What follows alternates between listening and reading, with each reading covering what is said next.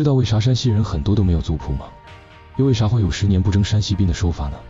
那是因为在抗战时期，山西作为前线中的前线，牺牲实在太大了。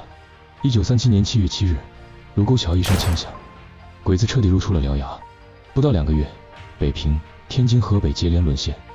8月下雪，鬼子就叫嚣着3月亡化，剑指大同，开始图谋整个山西。然而，他们万万没想到，从1937年打到1945年鬼子投降，也没能完全拿下山西。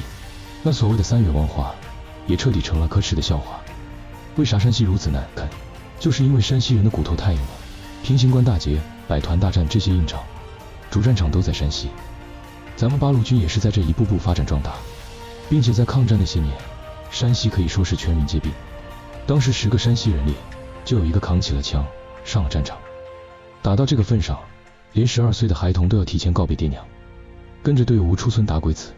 整整8年，山西这片土地就没消停过，大大小小的仗打了无数场，歼灭鬼子7万多，长期牵制了1半以上的华北日军总兵力。可这份战功背后是什么代价？是山西人民的血流成了河啊！战前山西1000多万人口，抗战结束后仅剩下700多万，这是什么概念？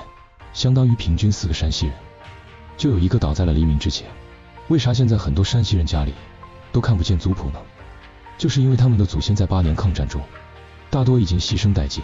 都知道川军户户挂白绫背后有多悲壮，可在山西能挂上白绫都成了一种奢望，起码说明这户人家还有人幸存，能去哭，能去祭奠逝去的亲人。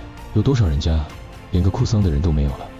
到了抗战胜利以后，山西几乎所有县都有烈士陵园，像阳曲县这种小县城总共也才14万人口，就修了整整3座烈士陵园。楼烦县更是，大小村庄前头都立着抗日烈士碑。山西人民为祖国的牺牲是所有中国人不能忘却的。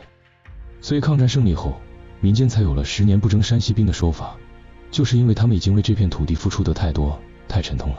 这是全国人民对山西同胞深沉敬佩的体现。但是山西的同胞们从没有因此就真的停止报国。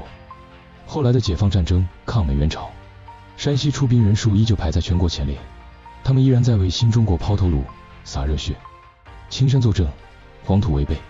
山西的悲壮是咱中国人脊梁骨上一道永远抹不去的伤疤，也是一座永远压不垮的丰碑。